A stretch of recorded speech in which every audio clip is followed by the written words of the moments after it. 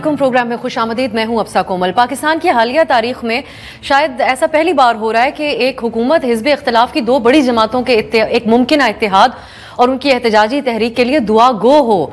PTI और JUIF की हम बात कर रहे हैं। उनकी तरफ से ईद के बाद एक मुश्तरका एहतजाजी तहरीक चलाने की जो बात थी वो भी सिर्फ बातों की हद तक ही है, कोई इत्तेफाक राय तो नहीं हो सका।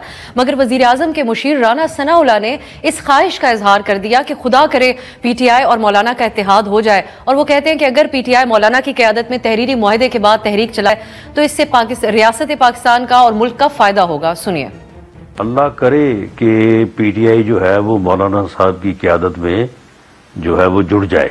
अगर ये मौलाना की क़यादत के ऊपर इन राइटिंग मुतहद हो के और जो भी तहरीक या जो भी इन्होंने जदोजहद करनी है उसके ऊपर इत्तफाक करते हैं तो मैं समझता हूँ कि इस मुल्क की, रियासत की, कौम की बेहतरी होगी उसमें। खान साहब का इरादा तो 2030 तक बाहर आने का नहीं है, तो मैं उनको कैसे बाहर आता देख सकता हूँ। वो अपने अंदर रहने का बड़ा पक्का बंदोबस्त कर रहे हैं।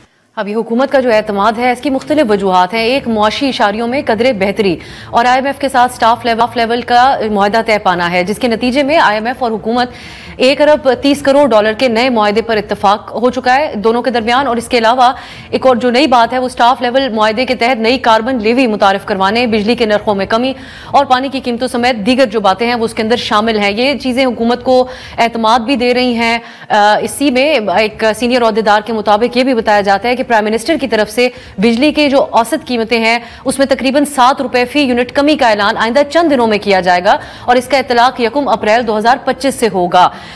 ये है जो हुकूमत अपना एक तरजीह भी बताती थी कि हम मुआशी एतबार से चीज़ों को देख रहे हैं, सियासत के ऊपर अभी ज़्यादा बात नहीं कर रहे हैं।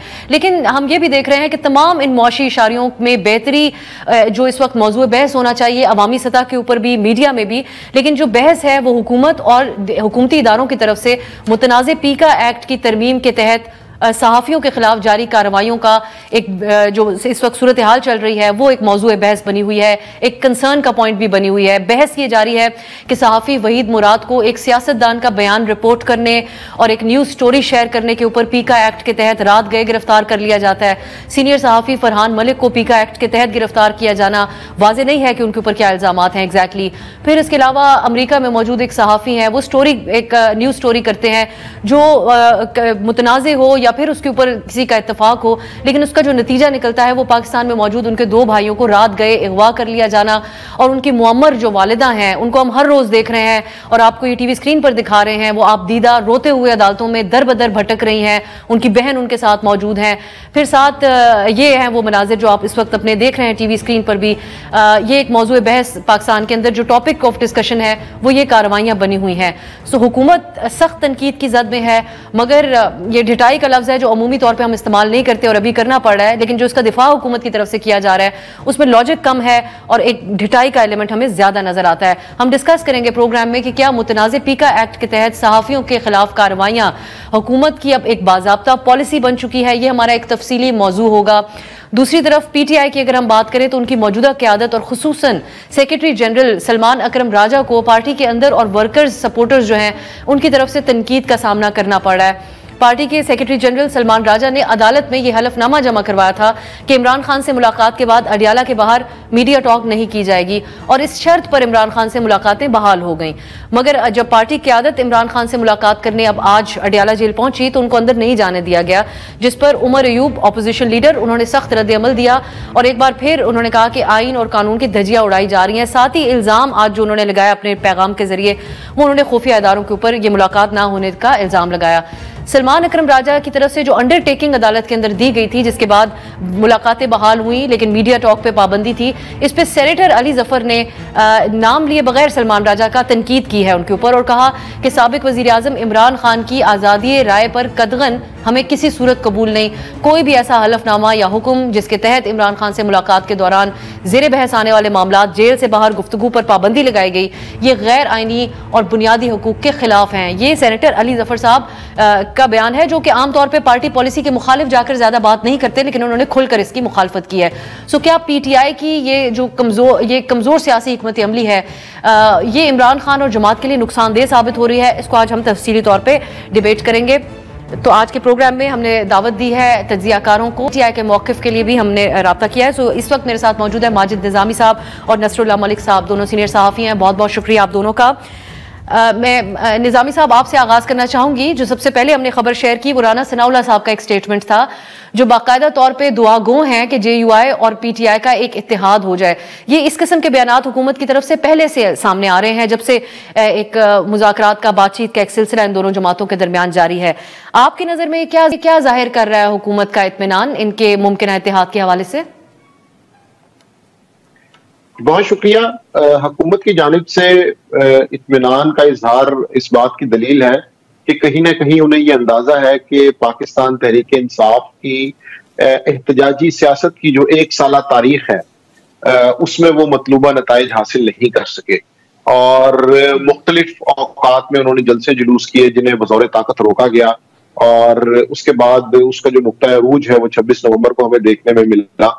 उसके बाद से हुकूमत इस मामले में कंफर्टेबल लगती है कि वो ये समझने में हक बजानिब है कि अब उस तरह से एक बड़ा एहतजाजी जुलूस या एक धरना हुकूमत को होता नजर नहीं आ रहा। और दूसरी तरफ चूंकि तहरीक इंसाफ और जमीयत उलमा इस्लाम के अंदर एतमाद साजी का भी एक फुकदान है, और उसके हवाले से तहरीक इंसाफ के कुछ लोग उसे कम करने के लिए वर्किंग भी करते रहे हैं, लेकिन मामला अभी उस हद पे नहीं है कि दोनों फरीक मिल जाए। और उसके लिए फिर तहरीक इंसाफ की चूंकि खैबर पख्तूनख्वा में सूबाई हुकूमत है और खैबर पख्तूनख्वा में ही मौलाना फजलुर रहमान की पार्टी एक बड़ी जमात है, तो वहां पर फिर कुछ ना कुछ ऑफर करना पड़ेगा तहरीक इंसाफ को, जिसकी बुनियाद पर मौलाना फजलुर रहमान उनके साथ चलने पर तैयार हो सकते हैं। इसके साथ साथ मुस्तकबिल के इंतखाबी मंजरनामे पे भी बात हो सकती है, लेकिन वो खासी दूर की बात है। तो मौजूदा सूबाई हुकूमत जो है खैबर पख्तूनख्वा की, वहां से ऐसी कौन सी ऑफर की जाती है मौलाना फजलुर रहमान को कि जिसकी बुनियाद पर मौलाना फजलुर रहमान की जमात तहरीक इंसाफ के साथ खड़ी होगी। तो ये ईद के बाद का जो सियासी मंजरनामा है उसमें ये कुछ चीजें वाज़ेह होंगी, तो उसके बाद ये पता चलेगा कि क्या ये हुकूमत के लिए खतरा साबित हो सकते हैं या नहीं। नसरुल्लाह साहब, आपकी नजर में कहीं अंडर एस्टिमेट तो नहीं कर रही हुकूमत? दोनों बड़ी स्ट्रीट पावर रखने वाली सियासी जमातें हैं, JUI और PTI, और फिर मौलाना के हवाले से जब वो कुछ करना चाहते हैं तो फिर कर गुजरते हैं। हुकूमत का इत्मीनान आप कैसे देखते हैं इसे?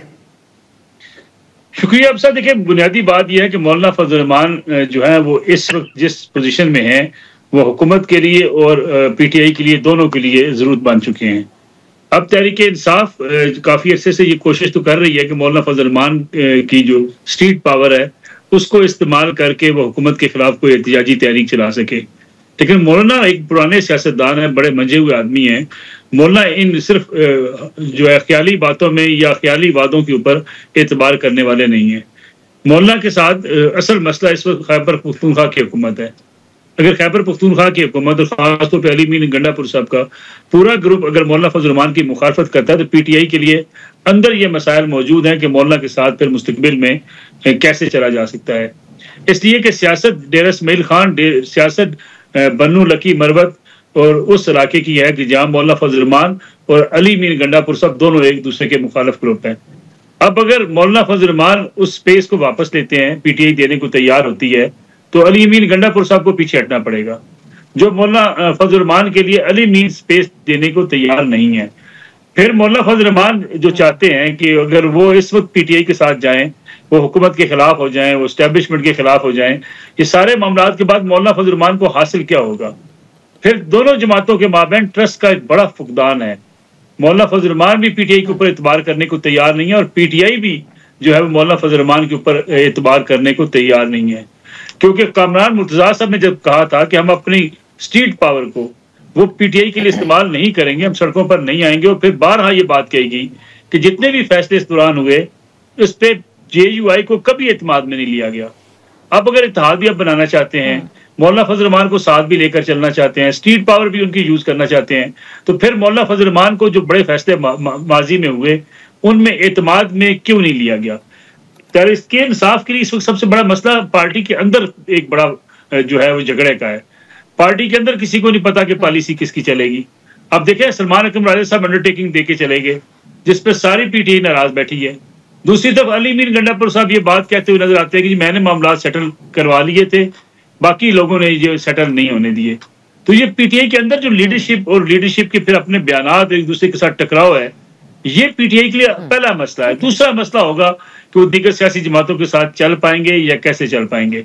अचकजई हो या इस वक्त जो है वो मौलाना फजल रहमान हो, ये हजरात भी पीटीआई की मौजूदा जो लीडरशिप जो बाहर उनसे बातचीत करती है उनके हवाले से भी शक व शुबे का इजहार करते रहते हैं। अख्तर मैंगल साहब हों, ये सब लोग जब तक के पीटीआई अपने अंदर से यकसुई पैदा करके इनके साथ मुज़ाकरात करके इनके साथ मामला तय करके आगे नहीं बढ़ती, मेरे ख्याल में हुकूमत के लिए यही स्पेस है जिसका हुकूमत फायदा उठा लेती है। आप कहते हैं मुतअद्दिद वजूहात हैं जो जिसकी वजह से एक एतमाद कायम नहीं हो पा रहा दोनों जमातों में। निज़ामी साहब, आपके ख्याल में मौलाना साहब को क्या सूट करता है इस वक्त, उनकी सियासी तरजीहात जो माजी में रही उसको मद्देनजर रखते हुए, और सेकेंडली हुकूमत के खिलाफ जिस किस्म की तनकीद वो करते रहे पीटीआई के साथ या इस इत्तेहाद में अपोजिशन के बैठे और बड़ी सख्त बयानियां हैं उनका इस वक्त की हुकूमत के खिलाफ और शिकवे शिकायत भी हैं, और एक तरह से एक ये भी तबसरा किया जाता है कि वही एक हकीकी अपोजिशन का किरदार भी अदा कर रहे हैं। सो सिक्योरिटी मामलात के हवाले से भी एक खुसूसी वो अपने मौक़िफ़ रखते हैं। सो आपकी नज़र में वो उनके पास भी ऑप्शन है कि वो बैक ट्रैक करें हुकूमती इस तनकीद के हवाले से और कोई मामलात उनके हुकूमत के साथ सेट हो जाए जो हुकूमत बज़ाहिर अपना एक एतमाद दिखा रही है? जी, इस वक्त तो किसी भी अपोजिशन पार्टी के लिए हुकूमत से हाथ मिलाना खासा मुश्किल होगा। उसकी वजह यह है कि हुकूमती बेंचों पर मौजूद एमक्यूएम और पाकिस्तान पीपल्स पार्टी भी वक्तन फवक्तन मुस्लिम लीग नून से और कैबिनेट के फैसलों से ऐलान बरात करती रहती हैं, उन पर तनकीद करती हैं। तो इसलिए ये एक ऐसा बोझ है कि मेरा ख्याल है इसमें अपोजिशन की कोई जमात शामिल होने से गुरेज करेगी, क्योंकि इस वक्त बुनियादी मसला तो इलेक्शन के बाद वजूद में आने वाले इस सेटअप की शफाफियत का और इसके जायज होने की जो फीसद है उसका है। उसके बाद से फिर हुकूमत की जानिब से जितने फैसले किए गए हैं जिसमें पीपल्स पार्टी ने उनकी मुखालफत की है, एमक्यूएम अपने तहफ़्फ़ुज़ात का इज़हार करती है, तो इस सारे सिनेरियो के अंदर अगर अपोजिशन की कोई जमात हुकूमत की जानिब आती है तो उन्हें अपने वोटर्स से भी खासी मुखालफत का मुज़ाहमत का सामना होगा। और इस वक्त तो मुझे ऐसा नहीं लगता कि इस सारे मामले के अंदर की जब अदलिया के हवाले से भी तनकीद हो चुकी है, सहाफ़ियों के हवाले से भी हुकूमत जद में है, उसके अलावा सियासी तौर पे भी वो एक मुश्किल का सामना करती रही है, तो इस सारी सिचुएशन के अंदर अपोजिशन की जानिब से ये समझना कि गवर्नमेंट के साथ कोई हाथ मिलाएगा खासा मुश्किल होगा।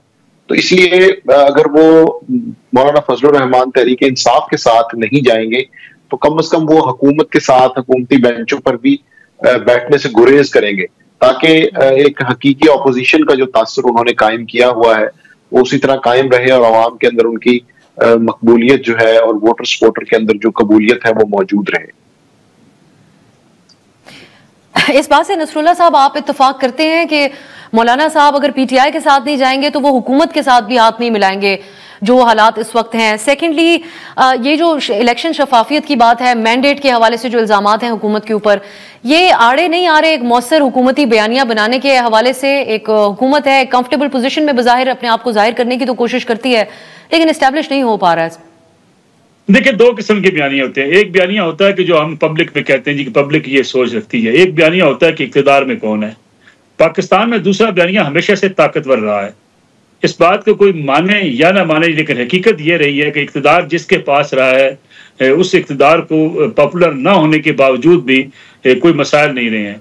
ज़ियाउल हक साहब कोई पॉपुलर नहीं थे, पीपल्स पार्टी उस वक्त अपोजिशन में थी, वो विक्टिम थी, पॉपुलर ज़ियाउल हक नहीं थे, लेकिन वो 11 साल तक इक़्तिदार के अंदर मौजूद रहे। जनरल मुशर्रफ कोई पॉपुलर नहीं थे जब इक़्तिदार में आए, उनको लेजिटिमेसी की बात की गई। मुस्लिम लीग का आमराना अदवार भी तो है ना, परवेज मुशर्रफ ने या फिर ज़ियाउल हक ने अवाम में वोट लेने के लिए तो नहीं जाना था, सियासतदानों ने तो जाना होता है दोबारा। लेकिन उसी मुशर्रफ साहब के जमाने में आपको याद होगा ये सारी जितनी सियासी जमातें इस वक्त आज भी चैंपियन बनी हुई हैं, ये मुशर्रफ साहब के साथ खड़ी थी।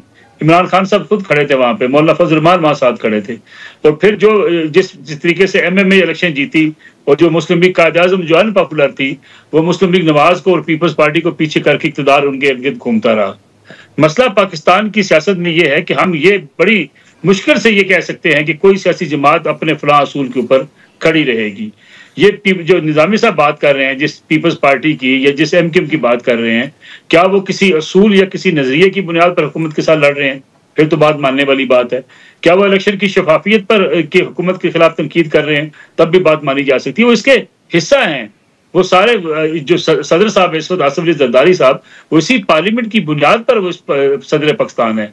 उनके पास सूबाई हुकूमत है, इसी सिस्टम का हिस्सा है। उसी उनके पास बलूचिस्तान की हुकूमत है, वो भी इसी सिस्टम का हिस्सा है। हाँ, अलबत्ता उनको जहाँ कहीं अपनी जो है पार्टी के मफादात या अपने इंटरेस्ट नजर आते हैं, वहाँ उनकी आवाज़ आपको अपोजिशन जैसी दिखाई देती है, लेकिन वो अपोजिशन नहीं है।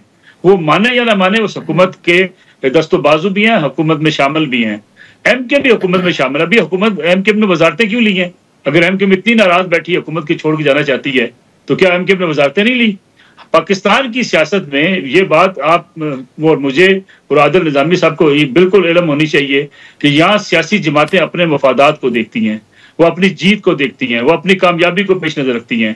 उनके नज़दीक उनकी जमहूरियत भी अपनी होती है। जरा 2018 के इंतखाबात पे चले जाइए। आज शफाफियत की हम बात करते हैं। 2018 के इंतखाबात क्या आप पीपल्स पार्टी नून लीग से छीन कर इक्तदार नहीं इमरान खान साहब को दिया गया था? 2024 में उनसे छीना हुआ इक्तदार वापस ले लिया गया। अब ये सियासत का अलमिया है हमारे यहाँ। या तो सियासतदान ये बात तय कर लेते कि भाई ठीक है, हम किसी सूरत भी किसी का सहारा नहीं बनेंगे, किसी को गिराने के लिए इस्तेमाल नहीं होंगे। इमरान खान साहब खुद बनी गाला में बैठ के बताया करते थे, जुडिशरी ऑन बोर्ड है, फौज ऑन बोर्ड है, हम नवाज शरीफ और पीपल्स पार्टी का सियासत से खात्मा करने लगे हैं। तो ये जब ये इस किस्म की सियासत होगी, और आज भी कौन किसके ऊपर एतबार करे? कोई किसी के ऊपर एतबार करने को तैयार नहीं है। मौलाना फजल रहमान साहब से आज भी आप इस हद तक इत्तेफाक करते हैं नसरुल्लाह साहब के? वही एक सिलसिला चल रहा है, और ये चार्टर ऑफ डेमोक्रेसी करने वाली पार्टीज हैं जिन्होंने तहरीरी तौर पे कहा था एक दूसरे के खिलाफ इस्तेमाल नहीं होंगे। मैं वही आपसे अर्ज कर रहा हूं, उनके दौर में ऑपोजिशन बिल्कुल दीवार से लगी हुई है। जिसका मौका मिला उसने उसका इस्तेमाल कर लिया। मौलाना फजल रहमान साहब से लाहौर में एक दफा किसी ने पूछा, पुरानी बात है, उन्होंने कहा जी आप हर हुकूमत में शामिल होते हैं, तो उनका बड़ा वाज़ेह जवाब था, मैं इलेक्शन लड़ता क्यों? मैं क्या अपोजिशन में बेंचों पर बैठने के लिए? क्या मैं अपने हल्के के अवाम के काम करवाने के लिए इलेक्शन में हिस्सा नहीं लेता? क्या मैं इक्तदार के लिए हिस्सा नहीं लेता इलेक्शन में? तो मुझे तो जहां सूट करेगा, जहां मेरे लिए बेहतर होगा, मुफाद होगा मेरे लोगों का, मेरे वोटर्स का, मैं वहां चला जाऊंगा। ये बात तो फिर एक्सपोज करती है एक तरह से तमाम सियासी जमातों की एक तरजीहात और तर्ज अमल के ऊपर। एक शॉर्ट ब्रेक की तरफ जाते हैं, वापस आएंगे तो हम आपसे बात करेंगे बिजली की कीमतों में अब 7 रुपए फी यूनिट कमी का अगर प्राइम मिनिस्टर साहब ऐलान हैं, वो कुछ मदद देगा अवामी सतह पर जो साख है हुकूमत की उसको कुछ बेहतर करने में। और सेकेंडली हमारा मेन मौजू होगा पीका कानून का जो जाबराना इस्तेमाल पाकिस्तान में इस वक्त किया जा रहा है, बिलखुसूस सहाफियों के खिलाफ। इस पर बात होगी एक ब्रेक के बाद।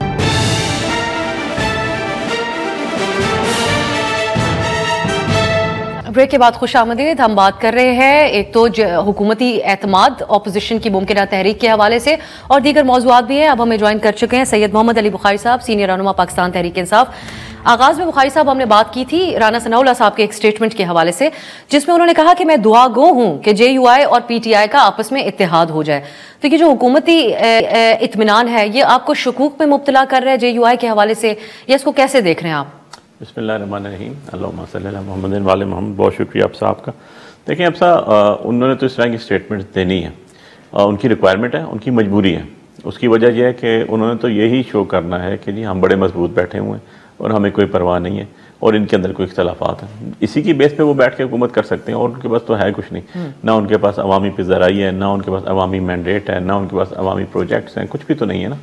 सो उन्होंने तो एक मैं कहता हूँ कि बैक डोर, बल्कि बैकडोर वर्ड गलत होगा, चोर दरवाज़ा मैं कहूँगा तो ज़्यादा बेहतर होगा। चोर दरवाजे को यूटिलाइज़ करते हुए वो आके पावर कॉरिडोर में बैठ के, दैट्स इट। एवरीवन नोज, उसके डिटेल्स में जाने की ज़रूरत भी नहीं।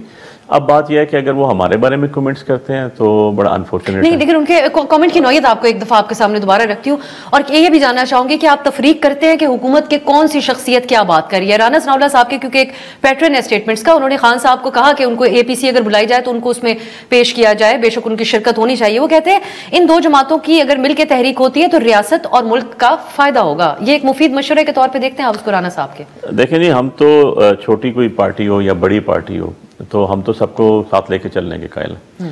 और अब हमने जो ग्रैंड अलायंस बनाना है रिगार्डिंग अपोजिशन, तो उसके लिए हमने देखा है कि हर पार्टी जो है वो चाहे सूबाई पार्टी है या चाहे नेशनल पार्टी है, उन सब से हमने बात की है और हमारी बात गुफ्तगू शनीद चल रही है।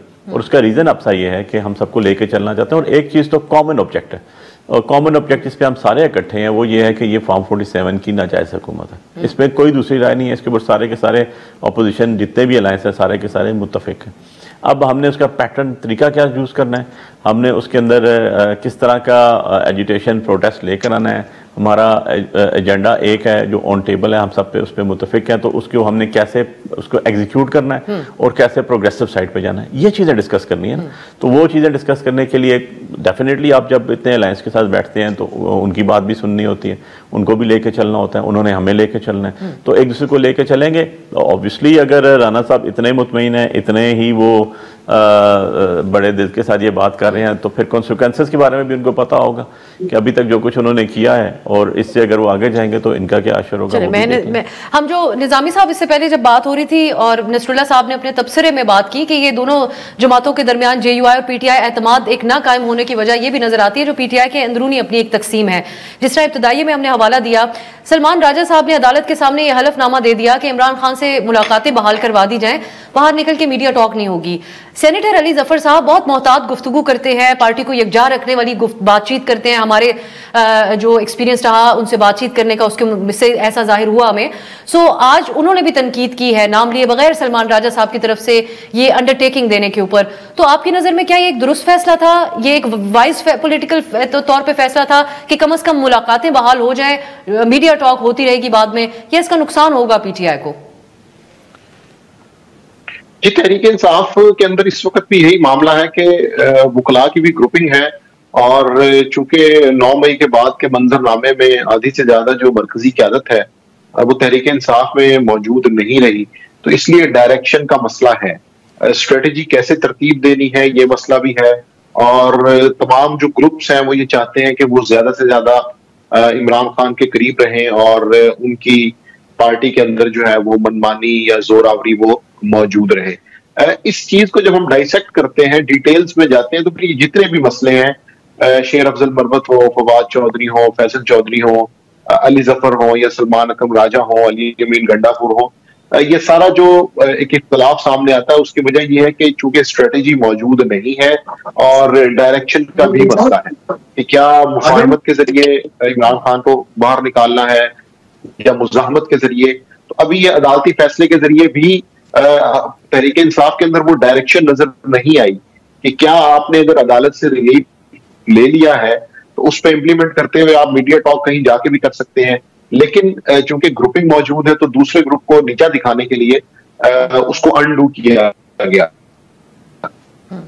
ताकि जो है प्रेशर में आए और हमारी जो है वो वागा हो जाए। तो जब तक ये मसाइल तहरीक इंसाफ में रहेंगे, डायरेक्शन का मसला रहेगा। ये नसरुल्लाह साहब, ये एक मौक़िफ़ भी पाया जाता था कि पीटीआई में खान साहब से मुलाकात की जाती है, उसके बाद हू बहू बयानबाजी कर दी जाती है या कुछ मन घड़त बात भी कह दी जाती है अडियाला के बाहर। एक पॉलिटिकल पॉइंट स्कोरिंग का इल्ज़ाम पार्टी के अंदर से उन शख्सियात के ऊपर लग रहा था जो मुलाकात करके बातचीत करते थे। आप समझते हैं कि ये बेहतर होगा कि अगर खान साहब का पैगाम आए और पार्टी उसको डिस्कस करे और पार्टी उस बयान को जारी करे, या फिर अब इस जो अदालती हुक्म है उसके मुताबिक समझा जाए कि उनकी कही हुई कोई बात भी बाहर मीडिया में कोट नहीं होगी? अगर ये केस है तो फिर तो किस तरीके से ये एक मुनसिफाना अदालती अहकाम है? देखिए, पहली बात तो ये है कि अंडरटेकिंग सलमान अकरम राजा साहब को देनी नहीं चाहिए थी अगर इसको वो गलत समझते हैं। दूसरी बात यह है कि ये पीटीआई का मसला है कि पीटीआई ये बात तय कर ले कि अगर फलां शख्स मुलाकात करेगा और उसके बाद पार्टी उस स्टेटमेंट को जारी करेगी, लेकिन यहाँ तो मसला कुछ और है। वो ये पाकिस्तान तहरीक इंसाफ हो या दीगर सियासी जमातें हों, यहाँ तो सियासी लीडर जितने होते हैं हर कोई दूसरे को कौन नहीं मार के आगे जाने के चक्कर में होता है। हमारी सियासी जमातों का अलमिया ये है कि ये हम अपने आप को जमहूरियत पसंद सियासी जमातें कहती हैं, लेकिन वन मैन शो होता है। अभी आज देखें ना क्या कहा जाता है, खान साहब जिसको चाहें जिसको मर्जी निकाल दें, यानी वहाँ जमहूरियत कहाँ पे रह गई? मियां नवाज शरीफ जिसको चाहें जिसको मर्जी निकाल दें, पीपल्स पार्टी बिलावल साहब जरदारी साहब जिसको चाहें उसको निकाल दें, अगर जिसको चाहें जिस ओहदे से मर्जी जिस ओहदे पे लगा दें उस ओहदे से हटा दें। तो गोया एक शख्स का फरमान है, वो मुस्लिम लीग नवाज के अंदर भी चलेगा, वो पीपल्स पार्टी के अंदर भी चलेगा, वो पीटीआई के अंदर भी चलेगा। जमहूरियत विद इन पार्टी तो नाम और निशान नहीं की रखती। अब सवाल ये पैदा होता है कि इसी आमरीत को, जो जमहूरी आमरीत है, इसको इस्तेमाल करते हुए ये तय कर लेना चाहिए कि एक शख्स होगा वो आके खान साहब की जो स्टेटमेंट है, जो पॉलिसी है, जो मुलाकात हुई है उसको जारी करेगा। लेकिन यहाँ तो बड़ी भांत भांत की बोलियां बोली जाती हैं। अब अलीमा खान साहब के स्टेटमेंट देख लीजिए, वो कहती हैं कई रोज से जो बयानियां बना हुआ है इस मुल्क के अंदर के खान साहब को डील ऑफर की गई है, खान साहब को बली गाला का कहा गया है, खान साहब कंप्रोमाइज नहीं कर रहे हैं। वो कहती है हमें आके बताएं तो सही आप चाहते क्या है, हम इमरान खान साहब तक पैगाम पहुंचा देंगे, हमसे कोई राब्ता तो करे, हमसे आके बताए तो सही कि आपकी ख्वाहिश क्या है, आप क्या चाहते हैं इमरान खान से, हम अपने भाई को जाके बताएंगे, हम अपने भाई को मसला उनके सामने रखेंगी। जब इस किस्म की कंफ्यूज सूरत हाल होती है तो उसमें पार्टी के अंदर भी फिर धड़ेबंदियां, ग्रुपिंग और आम आदमी के लिए ये मसाइल पैदा होते हैं कि आखिर बात सही किसकी है। अब देखें, एक शख्स जाता है दूसरे को निकलवा के आ जाता है, वो बाहर निकलता है वो कहता है नहीं जी इसका कोई ताल्लुक नहीं है। तो मेरे ख्याल में लीडरशिप की अपनी कमजोरी है। लीडरशिप जब ये तय कर लेगी कि पार्टी चलाएगी तो फिर पार्टी चलाएगी। अब इस वक्त सूरत हाल ये है कि मिनिस्टर गौर साहब चेयरमैन है, उनका कोई इख्तियार नहीं है, वो कहते जी खान साहब से पूछ के बताएंगे। पार्टी की लीडरशिप कहती है जो मसला होगा हम खान साहब से बात करेंगे, तो फिर पार्टी को माइनस कर दें, फिर आप रखें इमरान खान साहब। ये मैं अब यही बुखारी साहब बहुत पहला पे चीजें, पहले तो आप ये बताइएगा कि ये जो अंडरटेकिंग सलमान साहब ने दी है उस वक्त, उसमें एग्जैक्टली क्या चीज है, और फिर ये क्या दुरुस्त एक आपकी नजर में एक देखो, दो चीजें हैं। Number one, as a legal practitioner मैंने तो डे फर्स्ट प्रोग्राम में कहा था एक टीवी टॉक शो में कि जी अगर मैं इसमें लीडिंग काउंसिल होता तो मैं इस ऑर्डर को चैलेंज करता, क्योंकि ये ऑर्डर जो है ये कॉन्स्टिट्यूशन के बरखिलाफ है। आर्टिकल 15, आर्टिकल 16, 17 उसकी अल्ट्रा वायरीज को ये टच करता है। आप freedom of speech, freedom of association, इन चीज़ों को पाबंदी नहीं लगा सकते। ये कॉन्स्टिट्यूशनल राइट है और कॉन्स्टिट्यूशनल राइट जो है वो सबसे प्रायोरिटी पे होता है। सो इस तरह का ऑर्डर होना ही नहीं चाहिए था कॉन्स्टिट्यूशनल कोर्ट से। वो भी तो आपके सलमान अकरम राजा साहब पार्टी के आला तरीन मैं अपनी आपको बात करूं, उनका एक अपना व्यू था, उनसे भी मेरी बात हुई थी बाद में, क्योंकि ये तो बाद में पता चला I was not in the court at that time. अब दूसरी चीज़ ये आ जाती है कि जो बुखारी साहब इजाजत दें आप, एक जो मौक़िफ़ सलमान राजा साहब का है और उन्होंने इनके ये अल्फाज थे कि मीडिया टॉक ज्यादा अहम है या मुलाकातें, इससे आप इत्तेफाक करते हैं कि कम से कम मुलाकातें? मैं आपको कर्ज करूं, मुलाकात बड़ी जरूरी है, इसमें तो कोई दूसरी राय नहीं है कि आप देख लें कि आपकी लीडरशिप बाहर बैठी हुई है। और अभी आपने राना सनाउल्लाह की बात की, आपने अभी हमारे भाई हैं साफी, वो भी इसके ऊपर तजिया दे रहे थे। इशू ये है कि भाई पीटीआई वो है जिसमें इमरान खान है। मैं आपके सामने अफसर इसलिए बैठा हूं कि मैंने इस्लामाबाद से इलेक्शन लड़ा, मैं इमरान खान साहब के साथ रहूं, मेरे सर पे इमरान खान साहब का हाथ, मैं उनका वर्क करूं। That's why I am sitting here. यही तो रियलिटी है। अब इशू ये है कि 2 साल या 2.25 साल से तकरीबन मैं उन लोगों में फहरिस्त में टॉप ऑफ द मोस्ट हूं जो खान साहब को सबसे ज्यादा मिले। कभी मेरी स्टेटमेंट देखी आपने? कभी भी नहीं देखी होगी आपने। सेंस ऑफ रिस्पॉन्सिबिलिटी इंसान को खुद निभानी चाहिए, नंबर 1। नंबर 2 चीज़ यह है कि इमरान खान साहब जो कहते हैं वही हू बहू as it is its original letter and spirit में लोगों को बताना चाहिए, क्योंकि अवामी लीडर हो, इसमें तो कोई दूसरी राय नहीं है, ना होनी चाहिए। क्योंकि आप उनसे मिलते ही इसलिए हैं कि आप उनसे एक विलाय अमल पूछ के आए कि हम क्या करें। हमारी एक पॉलिटिकल पार्टी ने ये डिसाइड किया है, मैं उसका भी हिस्सा हूँ, लीगल कमेटी का भी हिस्सा हूँ, मैं सीसी का भी हिस्सा हूँ। हमने ये डिसाइड किया कोर कमेटी में, हमने ये डिसाइड किया लीगल कमेटी में। अब आप बताएं, आप इसके अंदर जो मिल रहे थे वो उनका बयान क्या हूबहू रिपोर्ट कर रहे थे बाहर आके मीडिया के साथ? देखो ऑलमोस्ट ठीक है जी। मैंने जैसा कि एक मौके पे फवाद चौधरी और ने ये भी कहा कि क्यों पार्टी के जो लीडर मिलके आए वो ये नहीं बताते कि खान साहब ने कहा है कि अडियाला के बाहर एहतजाज करें। उस दिन मैं नहीं था जी, मेरे सामने तो ये बात नहीं हुई थी, मैं नहीं था उस दिन, फवाद भाई के सामने शायद हुई हो। अच्छा, एक और चीज अगर आप इजाजत दें, 2 चीजें आगे इसके अंदर देखें। एक होता है ट्रायल चल रहा होता है, जब ट्रायल चल रहा होता है तो उसके अंदर जब कौंसल्स होते हैं, जब हम सारे जाते थे तो खान साहब से बड़ी ओपनली बात होती थी, क्योंकि सामने जज साहब बैठे होते थे और आपकी जगह खान साहब बैठे हुए और आपके साथ सारे लाए, वो अपनी मर्जी की बात कहते थे, पेन पेंसिल भी होता था, आप कोई चीज़ बताते थे उनको वो बोली जाती थी, आपसे ईजिली डिस्कशन होती थी। जो ये मुलाकातें होती हैं अब ये इस तरह तो नहीं होती जिस तरह हम बैठे हुए हैं। ये इस तरह होती है कि टेबल है, सामने खान साहब बैठे हुए हैं, उनके पीछे 2 पुलिस वाले खड़े हैं, टेबल के इस साइड पे 4 कुर्सियां, 6 वकील खड़े हैं, 2 पीछे पुलिस वाले खड़े हुए हैं। तो वो तो इस तरह आमने सामने बात ही नहीं होती ना, वो तो इस तरह होती है कि आप वो 2 बात करते हैं, 2 सुनते हैं, 2 कहते हैं।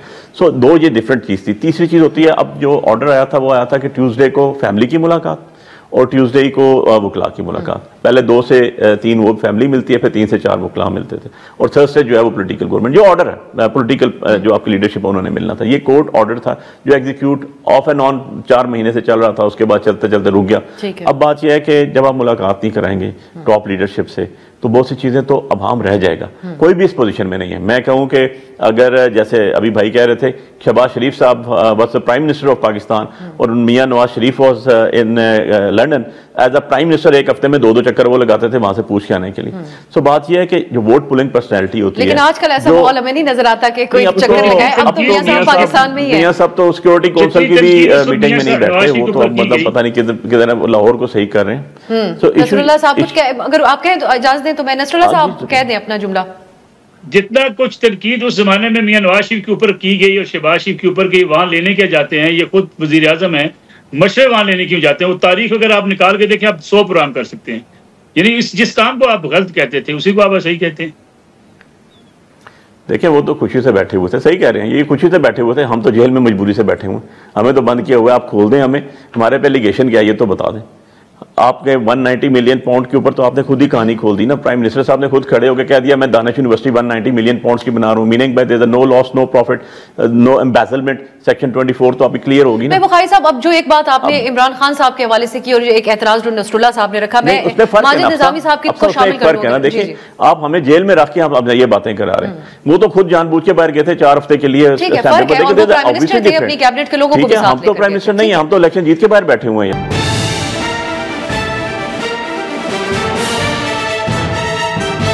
माजिद निजामी साहब, पीटीआई ये बात कहती है, ये हकीकत पे मबनी भी नजर आती है कि हम इलेक्शन इमरान खान के नाम पर जीतते हैं, और ये हमने होते हुए भी देखा इंतखाबात के अंदर अगर हम देखें जो ट्रेंड्स रहे। लेकिन यही चीज एक वीकनेस नहीं बन रही पीटीआई की, जिसको अपनी स्ट्रेंथ समझते हैं कि इमरान खान साहब से अगर मुशावरत ना हो सके तो बाहर किसी के पास इख्तियार नहीं कि वो फैसला दे सकें। तो ये इस मौजू पे मैं जरूर चाहूंगी कि आप इस पे ऐड कर दें। अब से एक ऐड कर दीजिएगा। देखें खान साहब अंदर नहीं है खाली, शाह महमूद कुरैशी साहब भी अंदर है, टॉप लीडरशिप सारी अंदर है आपकी, चीमा साहब भी अंदर है, डॉक्टर साहब भी अंदर है, चौधरी साहब भी अंदर है। शिकवा करने की नौबत आ गई थी कि मुझसे भी मशवरा कर लिया करें। उनको एक दफा बुलाया गया, मैंने उनको बुलवाया कोर्ट में एप्लीकेशन देके, वो साइफर केस के डिसीजन के बाद खान साहब से उनकी एक मुलाकात हुई 9 मई। चले निजामी साहब को इख्तियार पार्टी को दे देना चाहिए, खान साहब को कोई हतमी इख्तियार दे देना चाहिए, अगर मुशावरत उनसे ना हो पाए तो कोई इख्तियार मुकम्मल तौर पर पार्टी के पास हो जिसपे सबका इक्तफा हो, एक यूनिटी नजर आए। ये बिल्कुल ये एक अहम नुक्ता इसलिए है कि जब भी अवाम किसी लीडर पे एतमाद का इजहार करते हैं तो फिर उसका एक प्रॉपर सेटअप होता है। अवाम और लीडर के दरमियान एक पार्टी स्ट्रक्चर होता है, जिस पार्टी स्ट्रक्चर की वजह से वो लीडर अपनी जो भी हदायत है उनकी इम्प्लीमेंटेशन करवाता है। अगर हम ये समझे कि तहरीक इंसाफ में से पार्टी स्ट्रक्चर निकाल दिया जाए और इमरान खान और अवाम रह जाए तो मेरा ख्याल है उसका नुकसान होगा। हमारे सामने बानी मुत्तहिदा की मिसाल मौजूद है कि कराची में जब राब्ता कमेटी जो है वो गैर फाल हो गई तो फिर अवाम और कायदे तहरीक का क्या हाल हुआ। तो मैं समझता हूँ कि तहरीक इंसाफ में जो इमरान खान है उनको पार्टी स्ट्रक्चर को ऊपर एतमाद भी करना चाहिए और उनको कुछ गाइडलाइंस भी देनी चाहिए। उसके बाद रास्ता निकालने का जो ऑप्शन है या उसके ऊपर जो भी प्रपोजल्स है वो पार्टी की आदत बनाए और उस चीज को आगे लेके चले। अगर आपने उनको सिर्फ टॉक शोज के लिए महदूद कर दिया, उनके पास इख्तियारात नहीं होंगे तो फिर मसले का हल नहीं निकलेगा और ये मामला इसी तरह ही चलता रहेगा कि जिसके अंदर हम ये तो कहेंगे कि वो चूंकि बहुत मकबूल है और आवाम में उनकी पजीराई है, लेकिन उस पजीराई को, उस मकबूलियत को ट्रांसलेट करने के लिए पार्टी स्ट्रक्चर बहुत जरूरी होता है, क्योंकि पार्टी स्ट्रक्चर ही आपके लिए रास्ते निकालता है, आपके लिए बात करता है, आपके मुकदमात के हल के लिए काम करता है। तो इमरान खान साहब को मेरा ख्याल है इस वक्त थोड़ा सा पार्टी के ऊपर एतमाद करना होगा, चीजों को थोड़ा सा डिसेंट्रलाइज करना होगा। ठीक है, और इसमें तरजीह इस तरह भी वाज़ेह होती है, चंद दिन पहले हमने पीटीआई के एक सीनियर रहनुमा से बात की कि आप ऑपोजिशन का कैसा किरदार अदा कर रहे हैं, तो उन्होंने कहा कि हमारी ऑपोजिशन आपको नजर नहीं आती, हम हर टॉक शो में बैठे होते हैं शाम को। सो टॉक शोज की हद तक जिस आपने बात की हमें नजर आ रहे हैं। नसरुल्लाह साहब, ये सारी बात तो पीटीआई एक मुश्किल दौर से गुजर रही है, उनकी तंजीम के अंदर एक तकसीम हो, ये तमाम चीजें तो एक और कॉन्टेक्स्ट में जाती है, लेकिन मियां नवाज शरीफ साहब की क्या ऐसी मजबूरियां हैं कि उन्होंने अपने आप को महदूद कर लिया? पंजाब के तारीखी विरसे की कमेटी की सरबराही तक किसी मौजू के ऊपर सामने नजर नहीं आ रहे। अख्तर मेंगल साहब ने उनसे कहा बलोचिस्तान के मामलात के ऊपर आप कोई बात करें, मौलाना साहब कहते रहे, लेकिन मियां साहब का कोई कहीं पे जिक्र हमें नजर नहीं आता, कोई बयान नजर नहीं आता। देखिए मेरा ख्याल है मियां नवाज शरीफ सियासी बयानात की हद तक तो अपने आप को महदूद कर चुके हैं, लेकिन ये अगर समझा जाए कि वो पार्टी की एक्टिविटी के हवाले से महदूद हो गए, ऐसी बात नहीं है। जितने पंजाब हुकूमत के कोई फैसले इनिशिएटिव्स हैं या फेडरल हुकूमत के, मियां नवाज शरीफ के साथ उनकी मुशावरत है, पार्टी की सारी मुशावरत शामिल है। अभी ईद के बाद शायद वो केपी के भी जाने का इरादा रखते हैं, और दूसरा वो जो कुछ टारगेट्स, पॉलिटिकल टारगेट्स दे के बैठे हुए हुकूमत को डेवलपमेंट के हवाले से, खासतौर पे पंजाब हुकूमत के लिए कुछ टारगेट्स उन्होंने तय किए हैं विद इन पार्टी की मुशावरत के साथ, जिसमें परवेज रशीद साहब हैं, बाकी लोग हैं। और उसके बाद ऐसी फेडरल हुकूमत के लिए उन्होंने एक टारगेट मुतय्यन किया था, खासतौर पर जिसमें बिजली के निर्ख शामिल हैं कि आप बिजली के निर्ख में कमी करें, और बिजली के निर्खों में आप अगर कमी करेंगे, और दूसरा आप इंफ्रास्ट्रक्चर जो कुछ बड़े मनसूबे मियां नवाज शरीफ ने पार्टी मुशावरत में अपने मंशूर के मुताबिक जिसमें डिसीजन किया है, उस पर यह सूबाई और फाकी हुकूमत अमल दरामद करेगी तो मैं फिर एक अवामी जो है वो राब्ता अवाम मुहिम शुरू करूंगा। ये पार्टी का उनका अपना डिसीजन है। ये कहना कि मियां नवाज शरीफ बिल्कुल अलग होकर बैठ गए हैं, कहीं उनको बिठा दिया गया है, वो कहीं मुशावरत शामिल नहीं है, ऐसा नहीं है। पंजाब हुकूमत में मियां नवाज शरीफ के जो बड़े मशीर हैं वो परवेज रशीद साहब हैं, और परवेज रशीद साहब इस वक्त सूबाई हुकूमत के अंदर उनकी मुशावरत भरपूर शामिल है, और सारे वो मामला जो मियां नवाज शरीफ इवन डायरेक्शन देते हैं मेरे ख्याल में वो पार्टी तक जाती है। अलबत्ता ये कहना कि वो जलसे नहीं कर रहे, हुकूमत में जलसे शायद हुकूमत कम नहीं करती है, हुकूमत बड़े इत्मीनान भी नहीं करती, उनको हुकूमत को जरूरत नहीं होती, हुकूमत डिफेंसिव मूड की होती है, अंदर होती है, अपोजिशन जो है एग्रेसिव होती है। तो मेरे ख्याल में ये मसाइल हैं। अब देखना ये है कि क्या ईद के बाद अगर पॉलिटिकल एक्टिविटी बढ़ती है, कोई अगर इलेक्शन का माहौल बनता है, तो मियां नवाज शरीफ क्या उस दौरान कार्नर होकर बैठे रहते हैं या एक्टिव होते हैं, तब फैसला हो सकेगा कि वो पॉलिटिकल चीजों में इन्वॉल्व होंगे या नहीं होंगे। सही, इस पे आप बुखारी साहब कमेंट करना चाहेंगे? और ये नसरुल्लाह साहब ने खबर की हद तक भी हमें बात बताई है कि मियां साहब ने ऐसी कुछ पार्टी को टास्क दिए हुए हैं कि कुछ अवामी सतह पर रिलीफ दे ताकि वो फिर पब्लिक्स को आके एड्रेस करें, एतमाद बनाने की कोशिश करें। देखें, ये जो बात अभी की है भाई ने, ये तो अपनी ही बात की नफी है। फॉर एग्जाम्पल, मियां साहब ने कौन सी पॉलिटिकल कमेटीज हेड की हैं? मियां साहब कौन सी कमेटीज में आपको नजर आए हैं? वो बैकग्राउंड में बैठ के नहीं होता ना। अगर हम जाएं और खान साहब से पूछ के हैं तो हमारी पॉलिटिकल पार्टी से कोई काम नहीं है, हमारी लीडरशिप का कोई काम नहीं है। मियां साहब कहीं नजर ही ना आए, भाई से या बेटी से बैठ के बात कर लेना, कोई पॉलिटिकल लोग तो नहीं, हम तो पॉलिटिकल लोग हैं, हमारा तो पॉलिटिकल रिलेशन है इमरान खान साहब के साथ। हम तो उनको बुजुर्गों की तरह इज्जत करते हैं, और हम तब जाते हैं और वहां से डायरेक्शंस लेके आते हैं क्योंकि हम पॉलिटिकल विजडम, उनके आइडियोलॉजी को फॉलो कर रहे हैं। On the other side, Nawaz Sharif साहब ने खुर्रम दस्तगीर साहब का स्टेटमेंट तो देख ली ना, इतना सीनियर उनके वो ऑब्वियसली इतने अरसा मिनिस्टर रहे, उनके कैबिनेट का हिस्सा रहे, इतना कुछ 9 महीने 8 महीने से तो अपने लोगों को नहीं मिले। वो कौन सी पॉलिटिकल जगह वो बैठ के बात कर रहे हैं, या किस तरह की पॉलिटिकल गेम्स कर रहे हैं, और किस तरह की पॉलिटिकल मोटिवेशन कर रहे हैं, हमारी समझ से तो बाहर है जी। इस तरह की कोई कर रहे हो वो तो नजर तो नहीं आए कहीं। पॉलिटिकल एक्टिविटीज अक्सर नजर आती होती हैं। फॉर एग्जाम्पल, अब आपने एक बात कही कि जी हम अपोजिशन टॉक शो में करें, यस, और टॉक शो पे बैठ के बात करना भी अपोजिशन का काम है। आपका क्वेश्चन आता है, नहीं, अब मैं वो सिर्फ सोशल मीडिया पे तवज्जो सुने ना, देखें ऐसे नहीं है। 5600 बंदा तो अभी भी हमारा अंदर था। आज मैं 2 की बेल्स करवा के आया हूं, जो इस्लामाबाद से 1700 बंदे अंदर थे, पॉलिटिकल उसकी वजह से अंदर है ना, वो जेल में 4-4 महीने से अंदर जेल में कर रहे थे। 1700 बंदे में से 1699 निकले, आज 1700 बंदा निकला। 5500 बंदा जो है वो 4500 प्लस और मिलाए तो 5500 बंदा खाली पिंडी में था, जो रावलपिंडी से छुटा, और इस्लामाबाद वाले अभी उठा के लाए 88 बंदों को, जिनकी बेल दिगारी पॉलिटिकल एक्टिविटीज की वजह से गए ना। 6-6 हज़ार बंदा आपका अंदर गया हुआ, बच्चों समेत लोग अंदर गए हुए, ख्वातीन समेत अंदर गए। ये पॉलिटिकल एक्टिविटीज हैं तब भी अंदर जा रहे हैं। अगर पॉलिटिकल एक्टिविटीज ना होते, इतनी मार खाने के बाद 3-3 साल के बाद मैं आपके सामने बैठा हूं, मैं कोई टॉक शो खाली नहीं करूं, मैं अभी अगर आपके प्रोग्राम में लेट भी आया हूं तो मैं कॉन्स्टिट्यूंसी से होके आया हूं, वहां से लोगों को मिल के हूं, जो लोग बाहर आए हैं उनके घरों में से होके आए हूं, और 17 पर्चे अपने ऊपर, अभी बेल बिफोर अरेस्ट भी हूं, 17 पर्चे अपने ऊपर भुगत के बैठा हूं। सो पॉलिटिकल एक्टिविटीज और क्या होती है मुझे आप बताएं। ठीक है, कानूनी बहुत सारे चैलेंजेस का यकीनन पीटीआई को सामना तो जरूर है, लेकिन सियासी हिकमत अमली बतौर की एक बड़ी जमात हमें फिर भी उस हद तक नजर नहीं आती, और एक इंडिपेंडेंट व्यू भी इस हवाले से पाकिस्तान में तजियाकारों का यही रहा है। एक ब्रेक की तरफ जाते हैं, वापस आएंगे, फिर फाइनली अब हम बात करेंगे पीका का जो काला कानून है और जिस अंदाज में उसका इतलाक हो रहा है पाकिस्तान के सहाफियों पर या आम शहरियों पर भी, इस पर बात करेंगे।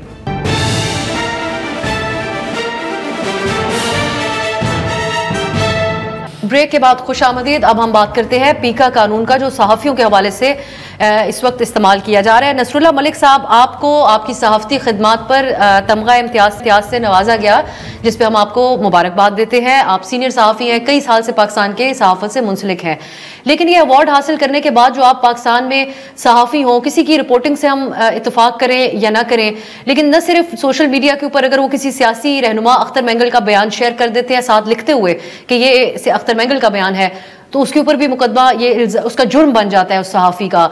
जिस अंदाज में इस्लामाबाद के अंदर रेड हुए, उठाया गया उन सहाफ़ी को, फैमिलीज के साथ जो सूरत हाल पेश आई, एक सहाफ़ी बैरून मुल्क मौजूद हैं लेकिन उनके 2 भाइयों को यहाँ पर उठा लिया जाता है, और उनकी वालदा को देखकर हम सब बड़े अफसुर्दा हैं। वो किसी की भी माँ हो सकती हैं इस पोजीशन पे कि अदालतों के चक्कर लगा रही हैं वो। सो आप समझते हैं कि ये आपको जो तमगा मिला, उसका जो आपको खुशी होगी, उसके ऊपर कोई इफेक्ट किया इस सारी सूरत हाल ने, जो कल 2-3 दिन के कम अज कम वाकयात हैं? देखिए, अफसोसनाक वाकयात हैं, और मैं समझता हूँ कि देखिए पीका कानून जब बन रहा था उस वक्त भी हुकूमत ने बड़ी जल्दी की। तमाम लोगों की अगर मुशावरत शामिल होती, हम कतन इस बात की हमायती कभी नहीं रहे कि इस मुल्क में शुतर बेमार किस्म का मीडिया होना चाहिए। या मीडिया ऐसा होना चाहिए कि जिसकी कोई रिस्पॉन्सिबिलिटी ना हो। लेकिन इसके साथ साथ हुकूमतें जो चाहती हैं कि उनके खिलाफ बात ना हो, हुकूमत के खिलाफ तनकीद ना हो, और हुकूमत को तनकीद करने वाले किसी कानून का इस्तेमाल करके उनको जो है किसी घेरे में लाया जा सके, ये वतीरा हमेशा से हुकूमतों का रहा है। आपने माजी में भी देखा, ये बिल बनाने की कोशिशें हर दौर में की जाती रही, फिर उसकी मंजूरी की कोशिशें भी की जाती रही, कहीं ये रुक गया, कहीं मंजूर हो गया। तो मैं समझता हूँ कि अगर आप पीका के जरिए लोगों को ऐसे जेलों में डालना चाहते हैं या लोगों को इतने बड़े जुर्माना करना चाहते हैं, तो उससे हासिल क्या होगा? सिवाय इसके कि आप लोगों की आवाज़ दबा देंगे, सिवाय इसके कि आप लोगों की इख्तिलाफ राय सुनेंगे नहीं। और हुकूमत को इख्तिलाफ राय सुनना इसलिए उसके लिए ज़रूरी होता है कि हुकूमत अपनी डायरेक्शन ठीक कर पाती है। मीडिया उनको अगर चले फर्ज करें एक खबर गलत भी चलती है, अगर 10 खबरें सही हुकूमत के खिलाफ चलती हैं तो हुकूमत अपनी जो है वो दुरुस्त समत की तरफ जा सकती है। लेकिन दूसरी तरफ जो मैं आपसे नसरत साहब वक्त थोड़ा कम है, मैं चाह रही हूँ आप तीनों का कमेंट मैं इस पे हासिल कर लूँ, इंपॉर्टेंट टॉपिक है। निजामी साहब, आपके ख्याल में अब ये जो हमारी अगर मगर है, और वो हमेशा से रहती है क्योंकि किसी सहाफ़ी के नजरिए से कोई या सहाफ़त से कोई इत्तेफाक करता है, कोई नहीं करता, लेकिन कुछ बेसिक्स के ऊपर आप समझते हैं कि हम सबका एक इत्तेफाक होना चाहिए, क्योंकि ये एक आम शहरियों के ऊपर भी अप्लाई हो रहा है, और साथ ही बगैर किसी वारंट के गिरफ्तार करना, एक अनसिविलाइज तरीका कार अपनाना, ये तो किसी सूरत भी कबूल नहीं होना चाहिए। जी बिल्कुल, बुनियादी तौर पे ये एक माइंडसेट का मसला है कि जिसके अंदर आप ये बताना चाहते हैं कि रियासत ताकतवर है और हुक्मरान जो है वो मुतलिकुल अनान है, और फिर उसका इजहार करते हैं आप मुख्तलिफ मौकों पे।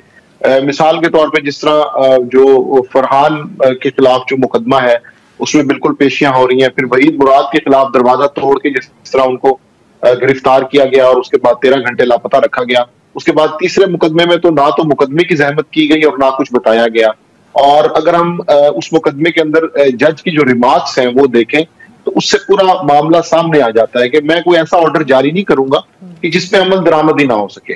तो ये हम इस सारे मामले को जब देखते हैं तो मेरा ख्याल है हुकूमत को और रियासत को ये समझने की जरूरत है कि सहाफी हुकूमती तर्जुमान नहीं होता, और ना उससे ये तवक्को करनी चाहिए कि वो हुकूमती तर्जुमान बनेगा। उसके लिए PROs हैं, PID का डिपार्टमेंट है, DGPR है, बाकी डिपार्टमेंट्स हैं, वो ये काम करें। सहाफी का काम ये नहीं है कि वो हुकूमत की तर्जुमानी करे या रियासती बयानी की तरवीज करता फिरे। इस चीज को मेरा ख्याल है समझने की जरूरत है। अभी आज ये तुर्की में ये वाकया हुआ है कि BBC के एक रिपोर्टर को डिपोर्ट किया गया, गिरफ्तार किया गया, वो 5 साल से वहां पर रिपोर्टिंग कर रहा था, और कहा यह गया कि a threat to public order. तो मेरा ख्याल है कि ये एक माइंडसेट होता है कि जिसके अंदर एक संगदिली भी चाहिए, बेहिसी भी चाहिए, और उसके बाद फिर आप अपना खौफ और तजलील का जो मामला है वो जारी रखते हैं। चलिए बुखारी साहब, वेरी क्विकली, आप क्योंकि वक्त वैसे खत्म है मेरे पास, लेकिन क्विकली अगर आप इसमें आपसे बात है कि पीका लॉ जो अमेंड किया गया है, this is basically as per my understanding this is a black law. आप देखें, एक आपकी स्टेट के दरमियान और आपकी अवाम के दरमियान एक पैक्ट होता है, सोशल पैक्ट इसको कहते हैं, जो कॉन्स्टिट्यूशन है। मैंने पहले भी कहा था कि उससे बालातर कोई चीज़ नहीं है। ये हम कॉलोनियल दौर में नहीं रह रहे अब साहब, ये हम लोग रह रहे हैं अभी 2025 के अंदर। इशू ये है कि आज़ादी सहाफ़त के भी ऐसा भी हुआ। आप ये देख लेना कि प्रेसिडेंट आपका जो है डोनाल्ड ट्रंप बैठा हुआ है, 37 केसेस हैं उसके ऊपर, 37 केसेस हीनियस नेचर के, जिनमें उसके अंदर मनी लॉन्ड्रिंग भी आई है, बहुत सी चीज़ें हो जाई हैं, लेकिन even and otherwise he is the president of America. अब बात यह है कि उसके बारे में क्या नहीं कहा गया मीडिया के अंदर, और वो बैठता है बैठ के कहता है कि मीडिया ने ये चीज़ें गलत की। वहाँ भी नई मिसालें कायम हो रही हैं सेंसरशिप की, बिल्कुल जो लोग मुखालफत करते थे नहीं हुई, लेकिन इशू ये जो लोग मुखालफत कर रहे थे बंद किया जा रहा है वहाँ के इंडिपेंडेंट। ऐसा नहीं हो रहा, देखो अब उनको अभी मेरे पास वक्त कम है, लेकिन किसी और दिन हम इसके ऊपर आपके साथ जरूर तफसीली बहस करेंगे। और बहुत बहुत शुक्रिया अली साहब, माजिद निजामी साहब और नसरुल्लाह मलिक साहब इस प्रोग्राम में शरीक हुए। नाज़रीन, इजाजत दीजिए, खुदा हाफिज।